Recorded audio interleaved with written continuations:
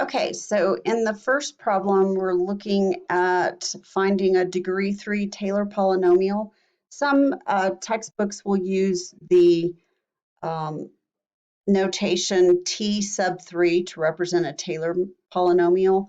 I don't necessarily always do that. I'll just write it out in words instead, but that's kind of what it means. So degree 3 means basically that you have to go up to the third derivative. So that actually means that you're computing 4 terms, not 3. Don't make that mistake. You always start with the original function, and each time you do it, you're getting an approximation. And I should probably share my screen with you so you can see what I'm writing. Okay, so there we go. Okay, so hopefully you can now see my screen. And open the chat window back up. Okay, so there we go, 6.3.9 as well. All right, so these are actually, I think, in a lot of ways, these are not as bad as some of what you've done before this, not as difficult at any rate. So let's take a look at this one. In the previous video, the one I did for you, I created a table that you can use. So the first thing you want to do is you want to talk about f to the n of x, and then f to the n of x, plugging in the center, which is usually written with the letter A. So in this particular one, let's see, what are we looking for? It doesn't say, and actually I would make it more clear. Oh no, it does say, there it is, down at the bottom, what the center is. The center in this case is 2. If it says Maclaurin, then it's always 0. That's the only difference between a Taylor and Maclaurin polynomial, is a Maclaurin is a Taylor, just the center is always 0. So Taylor's just the generic name for all of them. Maclaurin is the specific one centered at 0. So the first thing we need to do is compute the first 3 derivatives, but technically we also need to find the zeroth derivative. The zeroth derivative is in fact the function itself, so you don't do anything to it. So the function itself was negative 7x plus 30 raised to the 5/4 power. All right, and then the first derivative, we'll take the derivative of that using the power rule and the chain rule. So the 5/4 comes to the front, negative 7x plus 30 to the 1/4 power times the derivative of the inside, which is negative 7. Second derivative, okay, maybe we should clean that one up first a little bit at least. It's not great. Or, yeah, we can clean it up a little bit. I could write this as negative 35 over 4, negative 7x plus 30 to the 1/4. Now we'll do the second derivative. And again, applying the power rule, that pulls a 1/4 times negative 35/4 times negative 7x plus 30. 1/4 minus 4/4 is going to be a negative 3/4, and then times another negative 7, derivative of the inside. So it's going to alternate in sign, and that's going to give me a double negative, and I have no idea what that is. What's 35 times 7?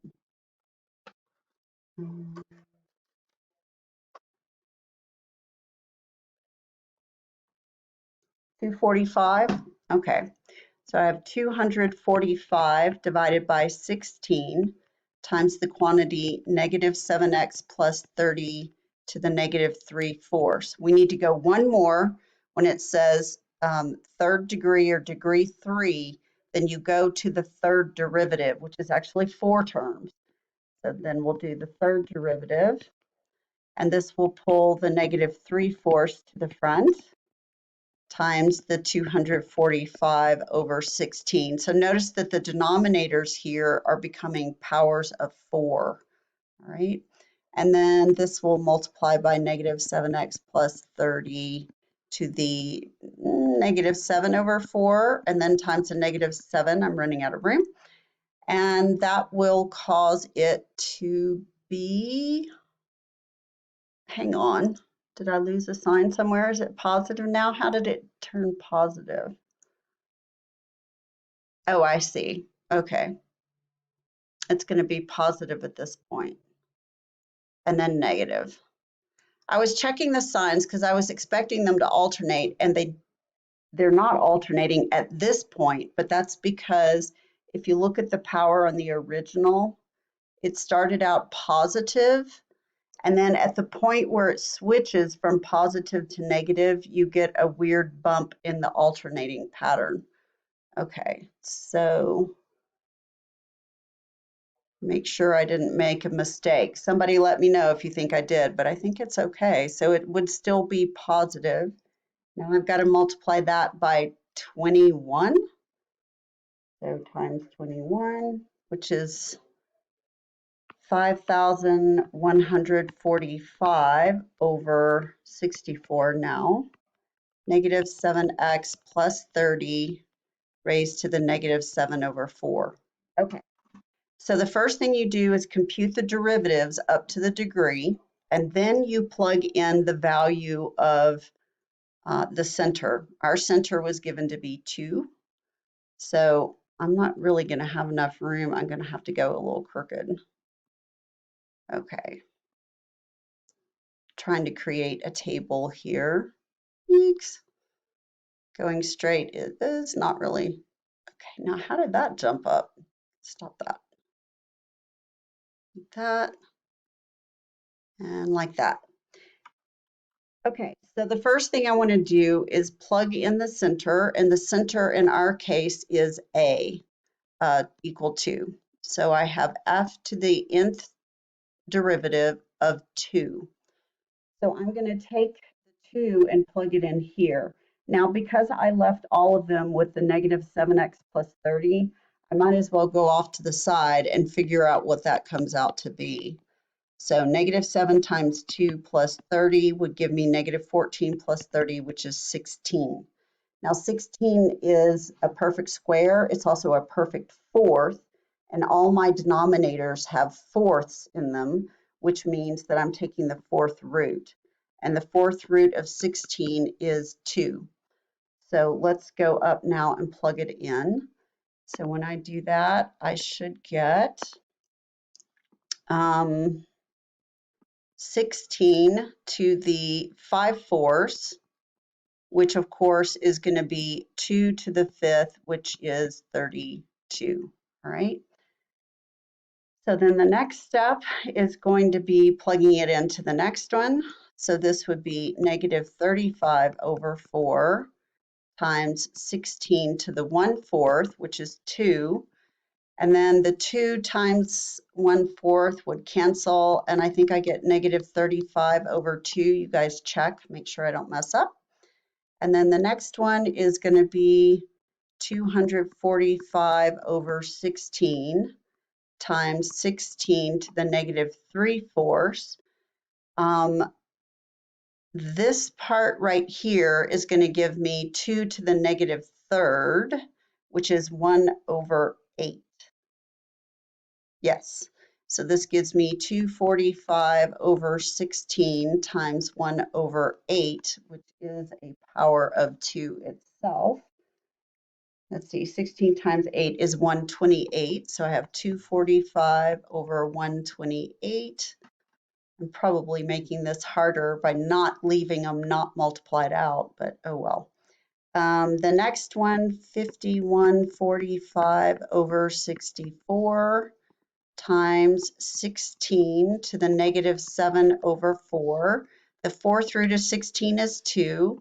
The negative sends it to the denominator, and 2 to the 7th, I believe, is 128.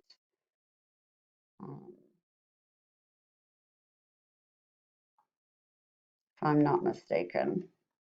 It is. Okay, so I've got 128 times 64, so 8,192. That's rather large. It is a power of 2, right? 8,192. It would be 2 to the 6th and 2 to the 7th. This is actually 2 to the 13th in the denominator. All right, now that you have those, you're going to use your formula.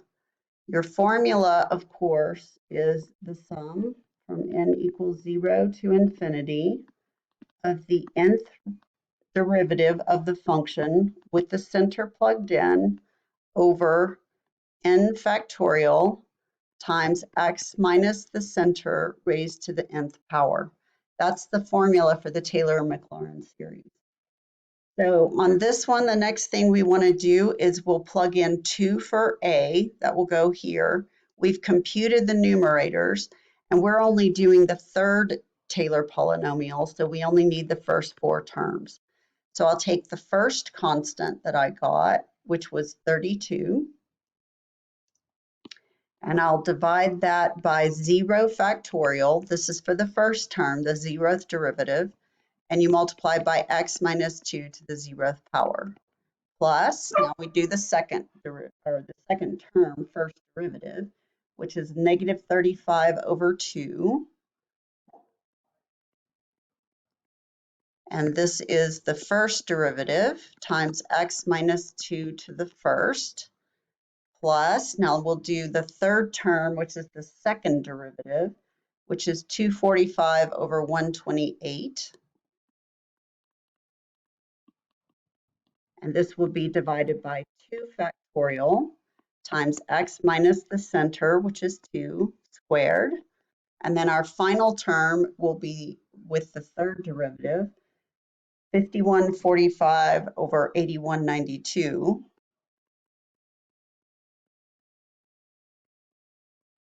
All divided by 3 factorial times x minus 2 quantity cubed.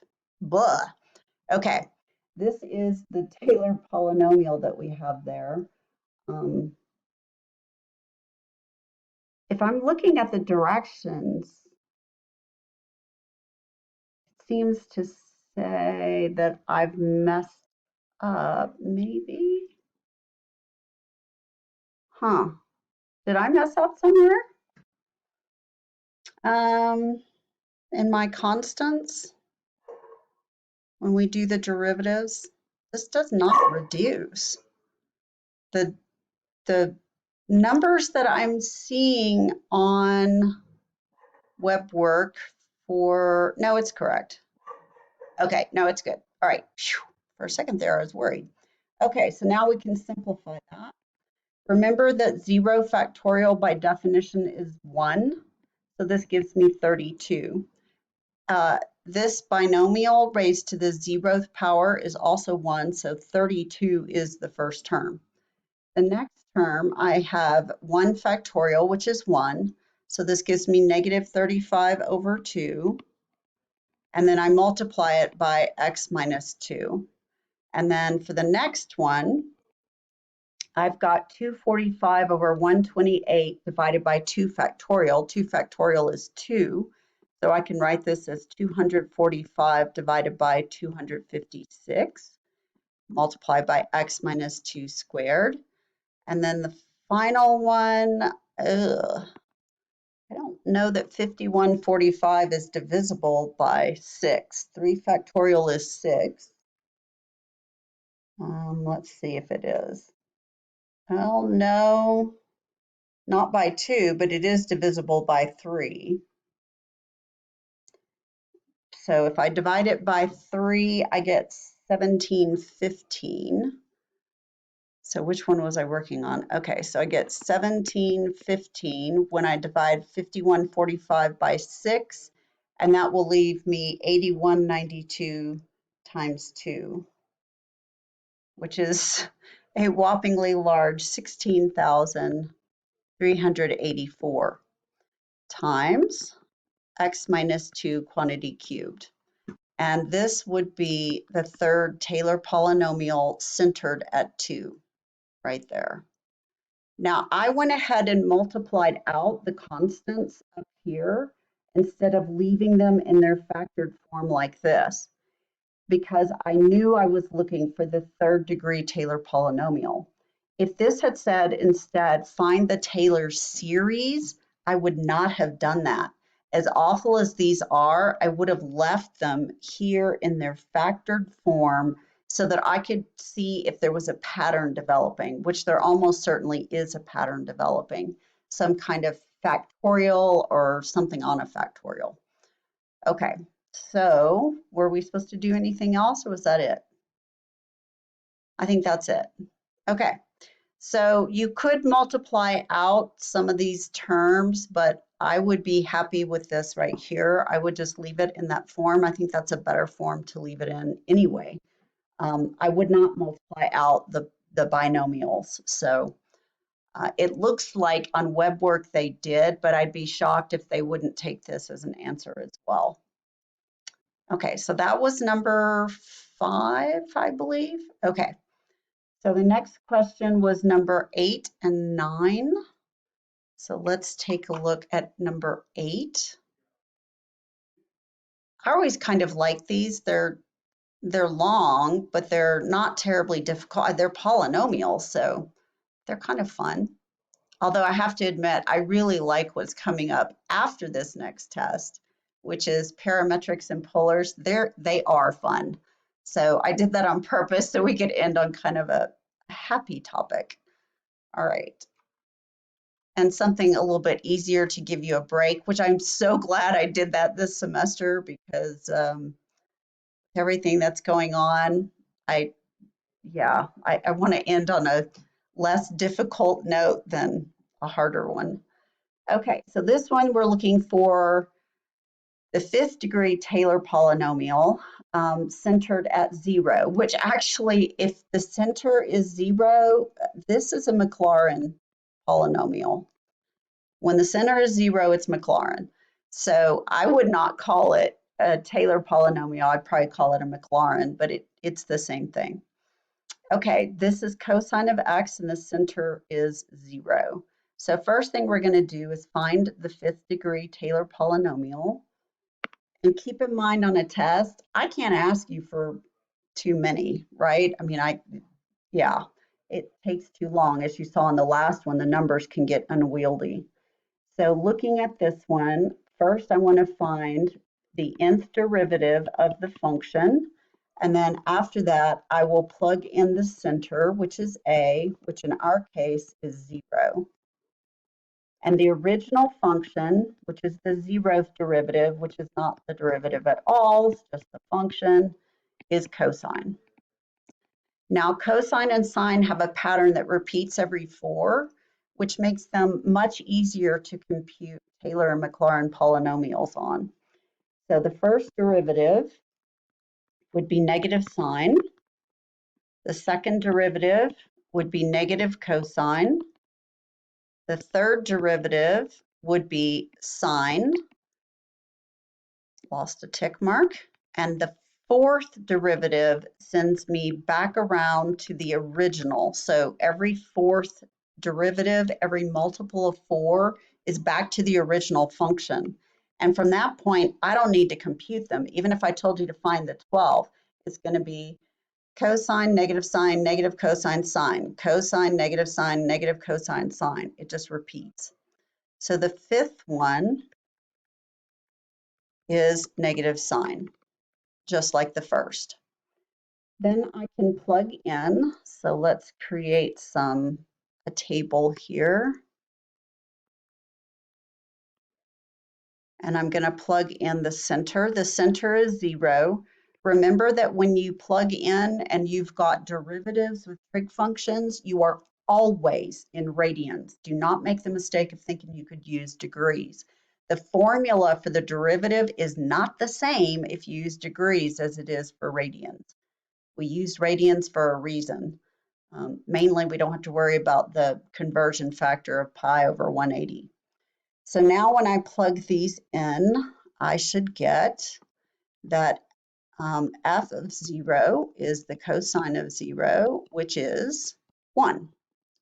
And f prime of 0, which is negative sine of 0, is 0. And f double prime of 0, which is negative cosine of 0, is negative 1. And the third derivative at 0 is sine of 0, which is 0. Notice that every other one is going to be 0 because the sign of 0 is 0. The fourth derivative at 0 is back around. We've got cosine of 0 again, which is 1. And then the fifth derivative should be the same as the first derivative, which is back to 0. And so, in fact, when you're looking at the fifth degree, either Taylor or Maclaurin polynomial, every other one is going to drop out and be gone. So you're going to end up with far fewer terms than what you anticipated. Normally, for a fifth degree Taylor polynomial, you would get 6 terms, 5 derivative terms, and 1 for the original function. But every other one of these is 0, so we're only going to get 1, 2, 3. We're only going to have 3 terms. Okay, sometimes they'll say find the first 5 non-zero terms, which would mean that you would have to go until you had 5 terms that didn't go away. So our next step would be to go ahead and find these, and let's just remind ourselves what the formula is. From 0 to infinity, the nth derivative at the center, that's why we do the second column, divided by n factorial x minus the center to the nth power. Note that the derivative, the power in the binomial, and the factorial in the denominator are all the same one. So when that's a 2, that's a 2, and that's a 2. Now x minus a, since our center is 0, is just going to become x to the nth power. So now we'll do our first one. What was our pattern? 1, 0, negative 1, 0. Okay, so I'm going to write the pattern up here. 1, 0, negative 1, 0, 1, 0, negative 1, 0. Okay, so that's my pattern. And then I'm going to produce the Taylor polynomial, which would be the first term is the 0th derivative. So I have a 1 on top, 0 factorial, x to the 0, all right? Then the next term goes away because that's a 0, and this is x to the first, but that goes to 0. And the third term would have a negative 1 on top, 2 factorial, x squared. The third one, or fourth one, is actually the third derivative, which it goes to 0. 3 factorial x cubed, so that's gone. And then how many was I supposed to go? That was the third, so I need 2 more. The fourth derivative is the fifth term, 2, 3, 4, 5. So it has a 1 on top, 4 factorial x to the fourth, and 1 more, which is a 0 on top, 5 factorial x to the fifth. On a test, do you have to write the 0 terms? No, you don't. I'm just doing it here so to make sure that I don't lose somebody who thinks I've skipped some of the terms. Okay, so now we go ahead and simplify this. So the fifth Taylor polynomial for cosine centered at 0. 0 factorial is 1, so the first term just becomes 1. The negative 1 is going to be over 2 factorial, which I'll probably leave it as 2 factorial x squared. And then the next term is gone, and then I get plus 1 over 4 factorial x to the fourth. In fact, from this, you could see already developing the pattern. The Taylor series would be continue with a minus 1 over 6 factorial x to the sixth, plus 1 over 8 factorial x to the eighth. They're all even. So you would write it as the 2n.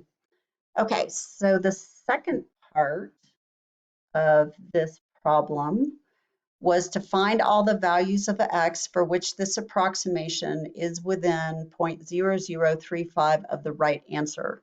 Assume for simplicity that you limit yourselves to the value of x being between -1 and 1.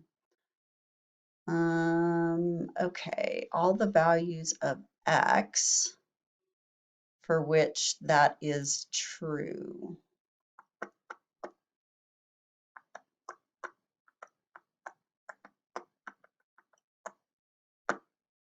Okay. Well, I'm trying to remember how I set these up when I did them the first time. So we're trying to figure out when that approximation's difference from the true cosine of x is within 0.0035 of the right answer.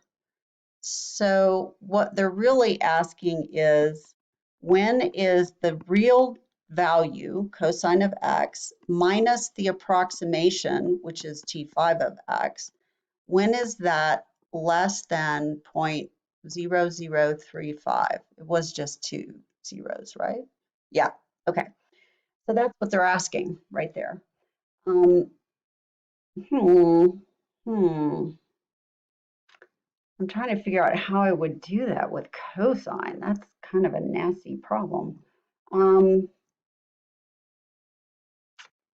I could tell you how I would do it. I'm wondering if there's a more elegant way. I'm not thinking of a more elegant way. I'm thinking of basically brute force.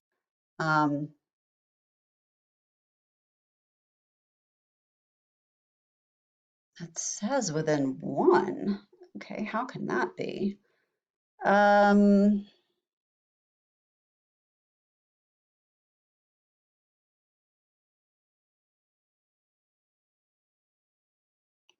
the values of x. And am I reading this wrong? For which the approximation is within 0.0035 of the right answer. Huh, I'm not real sure.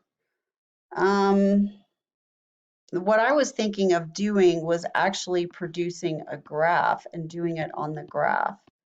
So cosine of x, and then if we substitute in here this polynomial, I would get a -1 plus 1 over 2 factorial x squared minus 1 over 4 factorial x to the 4th, and that's got to be less than 0.0035. So what I'm thinking of is doing it on a graphing calculator. If you were to graph that cosine of x and then graph the two horizontal lines, negative 0.0035 and positive 0.0035, you should be able to find where it intersects the two lines. So I think I'm in the wrong mode. So let me change mine out. Oh, actually, let's use Desmos. That would be easier. There it is. Okay. All right, so can you see Desmos now?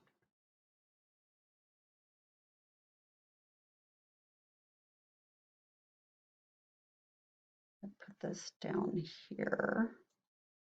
All right, can you see Desmos, I hope? Now can you see it? Okay, good. All right, so now I've got to remember what that equation was.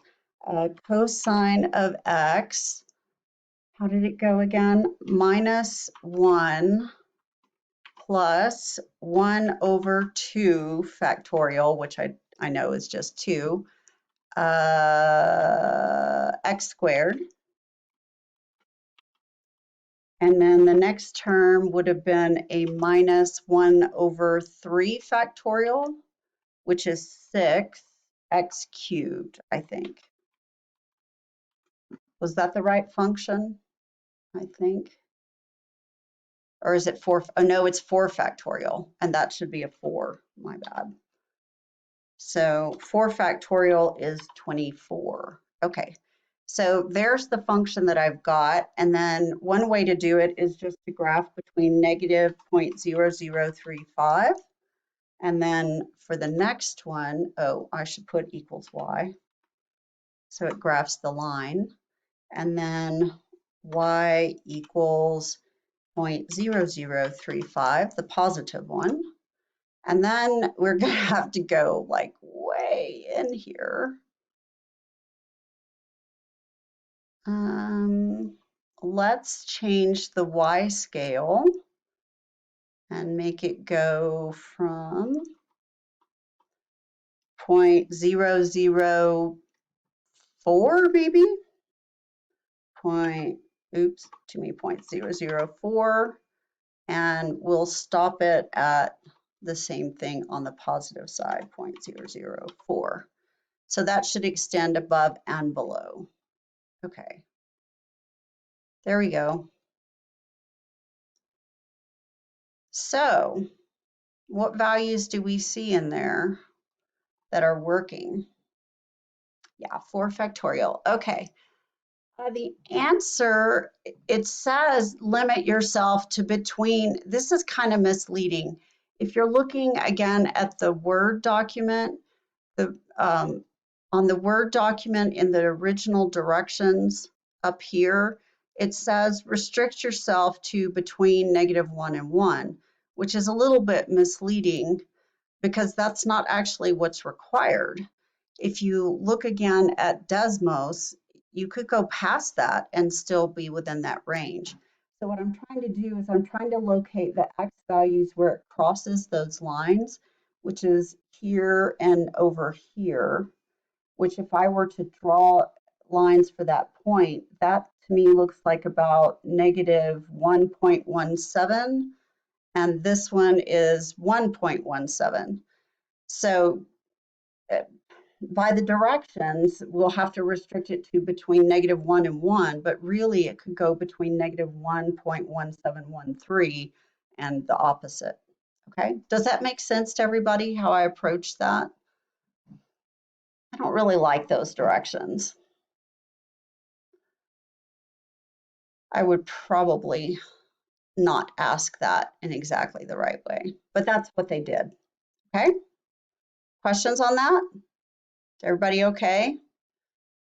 All right, I'm going to stop sharing that and put this back up here. We might need Desmos again. And I think the next question we had was 6.3.9. Okay, so let's look at 639, which is the next problem. That was kind of a tricky one as far as the second part of it goes. Kind of artificial. Okay. So here's problem 9. Find the Taylor series for 1 over x centered at 1. Okay, so in this case, we're not looking for a Taylor polynomial. We're actually looking for the series itself, which goes forever and ever and ever. It's an infinite polynomial. So what we're going to do is instead of multiplying out the constants, we'll leave them fully factored in case there's some pattern that develops. If you multiply them out, you lose the pattern. So we start the same way we did before. We find the nth derivative, and then we plug in the center, which in our case, the center is 1. So first things first, the zeroth derivative is just the function itself, which is the rational function 1 over x, which I'm also going to write in its power form because it's easier to take the derivative in power form. I may leave it, or I will probably plug in the fraction form, but the derivative is easier in the power form. And I need to go until I can see the pattern starting to develop. So I have to keep going until there's a pattern that I can see. So first I'm going to write this as -1 x to the -2, and then I'll rewrite it in the fraction form, which is -1 over x squared. And then the next line down, so there's my line in between those two. And then I will probably, usually I go about 4 or 5, depends on the function, how long it takes me to see the pattern. The next time the -2 comes to the front, and then I have a -1, x to the -3.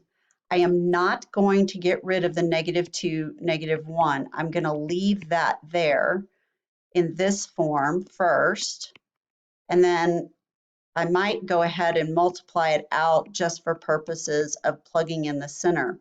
But I need this one in order to see the pattern starting to develop. Without that, you will not see the pattern. I can promise you that. I've done a lot of these, and it was very frustrating for me until I figured out that by multiplying out the constants, I lost the pattern. So third derivative, I'm going to pull the -3 to the front. So -3, -2, -1, x to the -4, which gives me a -3, -2, -1 over x to the 4th, which if I wanted to multiply the numbers out, that would give me a -6 over x to the 4th. So hopefully you can see what's starting to happen. Notice that these are going positive, negative, positive, negative. I'm going to go at least 2 more to make sure I'm right, but I believe they're alternating in sign. The power is going up by 1, so x to the 1st, x squared, x cubed, x to the 4th. And the numerator constant part without the sign is a factorial. So it looks to me like that's the pattern, but I'm going to check it with 2 more iterations. So now I'm going to do the fourth derivative, which would pull the -4. Yep, there's the factorial coming out, -2, -1, x to the -5, which would give me all of that, -4, -3, -2, -1 over x to the 5th. If I think about it, this is 1, 2, 3, 4, so it's going to be positive 4 factorial over x to the 5th. Now let's try it with the last one I wanted to try, which is the 5th derivative, which would pull a -5 to the front. Since it's multiplying by what's there before, each time it introduces one new negative, which is going to change the sign. So I can write this now as -5 factorial. You might want to think of it as -1 over 5 factorial x to the 6th. Okay, I've got my pattern now. All right, I can see the pattern starting to develop. So what I'm seeing here then is that my f to the n part,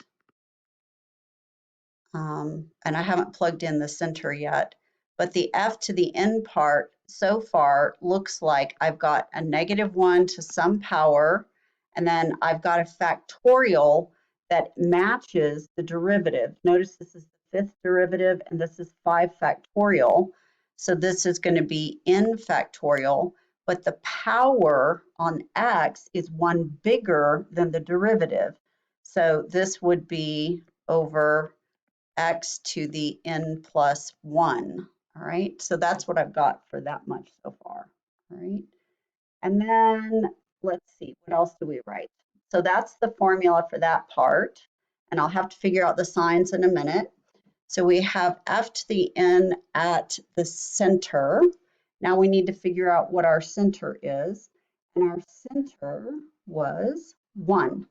So now we need to add that part in. So coming back up here, I can create a table like this. And now I need to plug in the center values. So I've got center of 1. So 1 over 1, which is 1. And then for the next one, I'm going to have -1, looks like to the first power, because it's the first -1 that I have, and it's also the first derivative. And then it's divided by 1 squared, which would give me -1 over 1, which is -1. And then the next one is going to give me a -1 to the second power, because this is the second derivative, over 1 cubed, which is going to be +1 over 1, which is 1, and I lost the times 2. Right? So I'm using my formula, and then I had -3. I had 3 negatives, 1, 2, 3, and I had 6 factorial, or 3 factorial, which was 6, over 1 to the 4th, which will be a -1. And you know what, I think I'm just going to leave it like that. I think that's probably a better form. And then the next one looks like I've got -1 to the 4th power, because I had 1, 2, 3, 4, times 4 factorial over 1 to the 5th. And then the next one was -1 to the 5th times 5 factorial over 1 to the 6th. Now, if I look at these and I go, well, can I simplify this at all? Notice that the denominators are going to be 1 forever because our center is 1. So the denominators are not going to affect this at all. So I could simplify it a little bit by writing these as -1 cubed 3 factorial and -1 to the 4th 4 factorial and so on. Which means in my formula down here that when I plug in the center, f to the n at 1, this ends up giving me -1 to the n times n factorial. That's what I get for the numerator part of the formula. And remember that the formula looks like this: the sum from n equals 0 to infinity of the nth derivative at the center divided by n factorial times x minus the center to the nth power. This part right here is just the numerator of the coefficient part, the coefficient factor. So this becomes the sum from n equals 0 to infinity of -1 to the nth times n factorial. That's what I got out of all this work that I did up here, the formula for that. Now the rest of the formula comes from the formula itself, which is the n factorial times x minus, and my center was 1, raised to the nth. Notice, however, that this gives us a common factor of n factorial, so those will cancel. And that just gives me, unless I am mistaken, the sum from n equals 0 to infinity of -1 to the n, x minus 1 to the nth power. Okay? Questions on that one? Or does that seem to make sense? So it's a really very linear, methodical process. You do one step at a time each time. Very, very methodical. Yeah. Other questions? We have time for another one, at least one, maybe two. Okay, 6, 3, 13. 13, okay.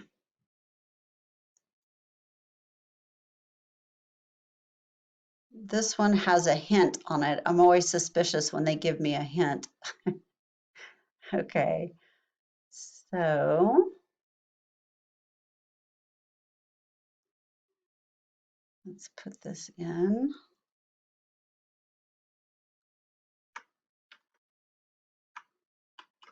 All right, so we're looking for the Taylor series of 1 over x minus 1 cubed centered at a equals 0.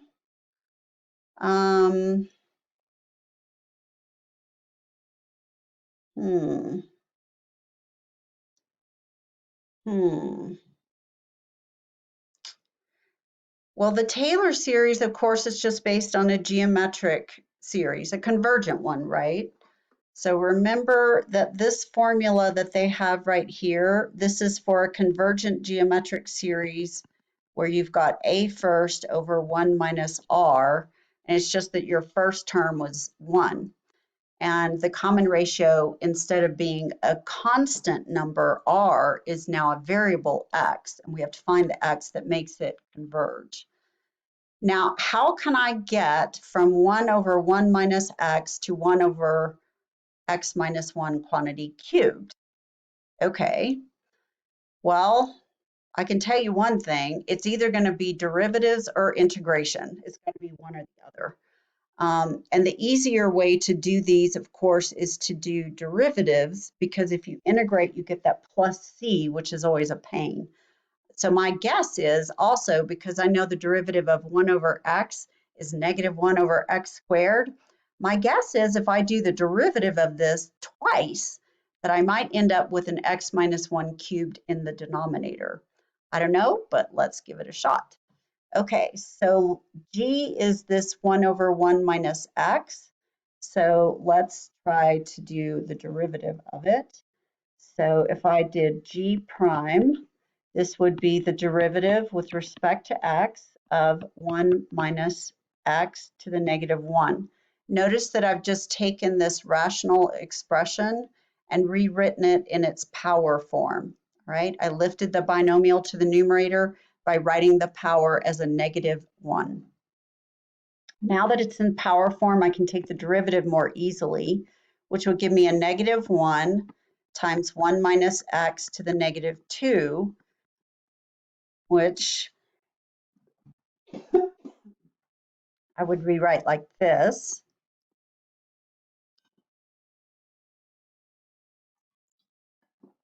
And that would give me 1 minus x quantity squared. Aha, I think I'm on the right track. But now I want to do the derivative again because that's not power 3. So now I need to do the derivative again. And I'm going to take the derivative in the power form again. So that would be in this form. Okay. So pulling the negative 2 to the front, negative 2 times negative 1, 1 minus x to the negative 3. And I could rewrite that as positive 2 over 1 minus x cubed. Okay, so now I look back up here and I go, okay, well, what's the relationship between the one I want and the one that I have? So if I look at g, how did I get from g to f? Well, if the second derivative is 2 times this, then basically g double prime is 2 times f of x, right? And if that's 2 times f of x, then I can find f of x by taking half of the second derivative of g, all right? So what we want to do then is write this out into power form and write it out in a few different terms. So the first thing I'm going to do now is I'm going to take the series form and I'm going to expand it a little bit, and then I'm going to take the derivative term by term to see if I can find a pattern. Of course, you can also do it in the series form. It doesn't always work as well, but let's see. So I've got f of x should be 1/2 times the second derivative with respect to x of g, but g is the sum from 0 to infinity of x to the n. Now, if I do this, I'll show you how you can do it in both forms. If you do it directly in the series form, you take the derivative, right? So that would pull the n to the front, doing it once. So I would still have one derivative left to do.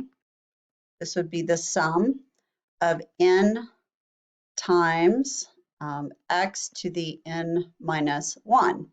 And then what would I do next? Now, the problem with doing the derivative is when I did the derivative, remember that the first term I had here was actually the number 1, and the derivative of that term is 0. So when I do that, I've lost one of my terms. This is why I tend to think that it's easier if you write them out in like multiple terms, find the pattern, and then rewrite it as a series. A lot of students mess up when they do the series directly. So in other words, this now has to start at 1 and go to infinity because the first term was the constant and it's now gone, all right? So now what I'm going to do next is I take the derivative again with respect to x, and this will give me the sum. So now the n minus 1 comes to the front, and so I get n minus 1 times n times x, and then right in front of n minus 1 was n minus 2. Now, again, the problem is that if I had a 1 here, this would be 1 and this would be 0, which would give me a constant again. So when I took the derivative of the constant, I lost another term. So this is now actually starting at 2, all right? However, if you go up here and you look at the answer, the form of the answer starts with a subscript of 0, which means that I've got to rewrite this in a form starting at 0. So I need to back this one up by 2, so I shove this forward by 2. So I'm going to subtract the 2 from here and compensate by adding the 2 onto each of the ends up here. And when I do that, I should end up with 1/2 the sum n equals 0 to infinity. N minus 1 plus 2 would give me n plus 1. N plus another 2 would give me n plus 2. And then x to the n minus 2 plus 2 would just be x to the n. All right. So this is actually the solution. All right. This is the answer. But again, a lot of students have trouble going that route. So there's another way to do it, which is to start with this guy again, and let me show you how it would work. All right, so this is method 2. We're starting again with f of x being 1/2 of the second derivative with respect to x of the sum from 0 to infinity of x to the n. What I'm going to do is I'm going to write out maybe 5 or 6 terms of the infinite series and do the derivative term by term. The 1/2 is going to stay on the outside. So I still haven't done the derivative, so it stays here as well. And then I have inside, maybe I should put the derivative on the outside of the, there we go. So when n is 0, this becomes x to the 0, which is 1. That's that constant that disappeared when we did the first derivative. And then plus x to the first, plus x squared, plus x cubed, plus x to the 4th, plus x to the 5th. That should be enough. Okay. Now I'm going to do the derivative once. So that gives me 1/2. I still have one derivative left to do. But the first one goes away because I took the derivative, and the derivative of x now is 1. The derivative of x squared is 2x. The derivative of x cubed is 3x. Derivative of x to the 4th is 4x. And the derivative of x to the 5th is, oh, I'm losing my powers, 3x squared, 4x cubed, and 5x to the 4th plus ... Okay, forever and ever. Now I need to do the second derivative. This is the one that disappeared again. It's these ones that forced us to change the lower limit of summation when we did it in series form. Now I have the 1/2, do the derivative again. The first term disappears, so now I've got 2 fewer terms. Derivative of 2x would be 2. Notice that I am not going to multiply out the 2 and the 3. I'm looking for a pattern, and if I do that, I'll lose it. And then I get 3 times 4x squared plus 4 times 5x to the, oh, what am I doing? Yeah, that's right. X to the 3rd plus ... Okay. So now that I have it in this form, I have to look and see if I've got some kind of pattern here and try to get it to match, all right? So if I want to start here, you can see that I've got the 2 and I've got the 3, and these are not really matching the power on the variable. So I'm going to start with the power on the variable. The 1/2 is going to just stay outside. All right, it looks to me like if I start with n equals 0, which is what the answer wants, then the power on x should match that because I've got 3, 2, 1 not there, which is 0. So this looks like the nth power. Now, how can I fix these constants to match? Let's ignore the first one, at least for now. Notice that the power here is a 1, and the 2 is 1 more than that, and the 3 is 2 more than that. This 3 is 1 more than 2, the 4 is 2 more. So this must be n plus 1 and n plus 2, and that works. And that's it, right? So that's two separate ways of doing it. This is longer, but it's more sure, I guess you could say. This is shorter, but you got to be careful that when you take the derivative of a constant that you reduce the number of terms by 1 by pushing the lower index of summation forward 1, okay? So would the first derivative be positive here? Yeah. Okay, questions about that one? It's a little tricky, but in general, that's kind of the way you approach it. This is something I would consider giving you on the exam. This is definitely a doable exam problem.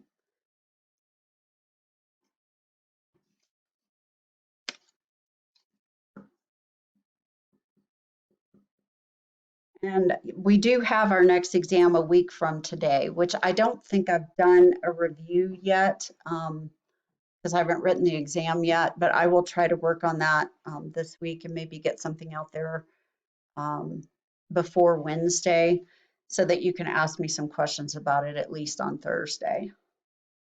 Because I think our exam is on Monday. Is it on Monday?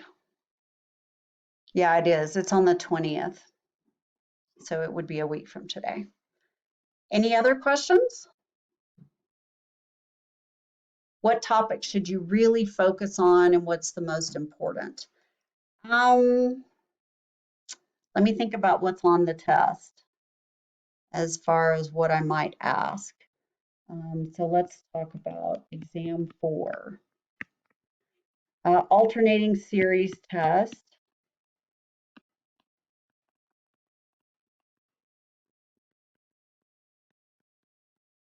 Which includes absolute convergence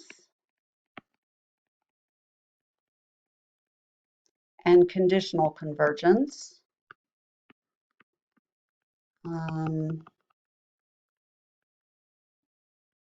And it also includes the one convergence. Okay. The other thing I like to ask out of that section is that R sub n is less than A sub n plus 1. I like to ask that question. So let's say that I told you to use S5 to approximate an alternating series. If you use X5 to approximate, then the error, which is R5, has to be less than the next term in the sequence, which is A sub 6. So I tend to like to ask questions like that. And of course, the error, we don't know what the sign of it is, whether it's above or below it, but the absolute value of it is less than A6. So what am I likely to ask? I'll ask one of these, and I'll probably ask one of those. Yep, probably. Ratio test and root test. I might ask maybe one question about the root test out of, what is that, 5.6. I'm not going to ask you any ratio tests out of 5.6 because I don't need to, because when you get into 6.1, which talks about power series, I am definitely going to ask you for the interval and ratio of convergence, or radius rather, not ratio, radius of convergence with the ratio test. So I'm going to get at the ratio test in a power series problem. So I'm not going to ask you a ratio test separately. It'll be part of finding the interval and radius of convergence with on a power series. So that's where you'll see the ratio test. The ratio test will absolutely be on here at least once. I might ask you to represent power series. So be able to write a power series representation. So find the power series representation, sort of like the one we just did.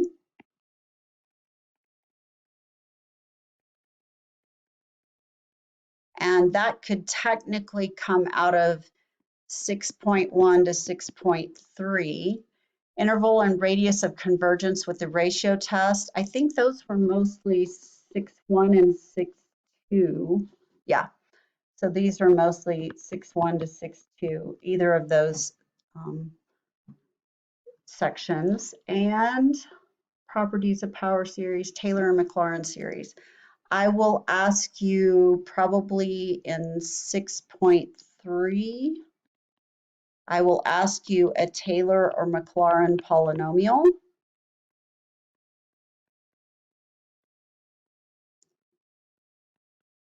So I'll ask you to find, I don't know, maybe the 5th degree or 4th degree Taylor or Maclaurin polynomial centered at something, and then use it to approximate something. Let's see, what else? I will not ask you for the remainder on those. I did do a video that covered the remainder, but the remainder with the Taylor theorem is more complicated, and I want you exposed to it, but I'm not going to ask you a question about it. So that I will not ask. When I ask about the remainder, it's going to be on the alternating series test right here. And then what else would I ask you? Oh, find a Taylor or Maclaurin series.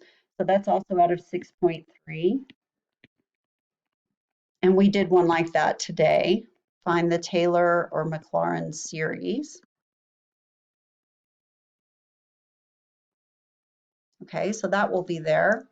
6.4, I'll ask you to find a binomial series.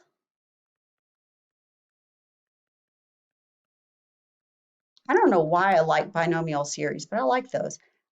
They're more complicated. They are a type of Taylor polynomial, but they're a special type based on powers of binomials. So they're really quite nice. I like those. They have that odd formula at the front, P choose K, which is kind of a weird formula, but I really like them. So I guarantee you that'll be on there. And then the last thing I would probably ask, 2 more things. One could be find a Taylor or Maclaurin series.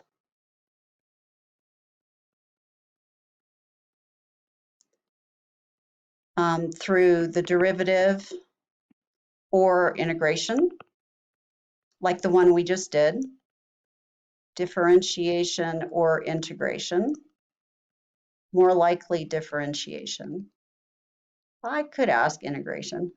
And then the last thing would be, what was it I was thinking of? Oh, yeah, limits. This is also out of 6.4. That could be out of, actually, I think that was in 6.1 and 6.3 and 6.4. It could have been in 6.2. I feel like there were several sections that had derivatives in there. And then 6.4, use known series, and I'll give you the series to evaluate a limit. And I did, I think, 2 of those in the video. So that gives us 1, 2, 3, 4, 5, 6, 7 different questions, which is about right. Okay, so those are the kinds of things I'm most looking for. Okay. Are some more important? Ratio test is definitely important. Taylor Maclaurin polynomial series, those are important. Oh, I forgot about the root test. Oh gosh, I've got more than 7, 8, 9, 10. Okay, 10. Yipes. I'll have to give you some choices then. So I know you like that anyway, so I will definitely give you some choices. Ones that you will not have a choice about doing would be probably finding the Taylor Maclaurin polynomial to approximate, finding a power series representation, and finding the interval and radius of convergence with the ratio test. Those I'm not going to give you a choice. You're going to do those. So that would be these guys right here.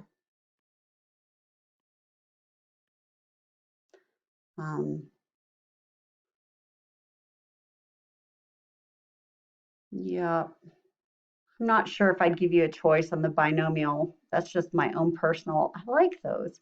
But the rest of them, I can give you some choices on. Okay, any other questions? All right, well, that's it for today. I will see you guys tomorrow. So go ahead and start studying. I'll try to actually work on the review today and see if I can get some stuff out there so that you have it to look at tomorrow and you can ask me questions on Wednesday and Thursday. All right, have a great day. See you guys later.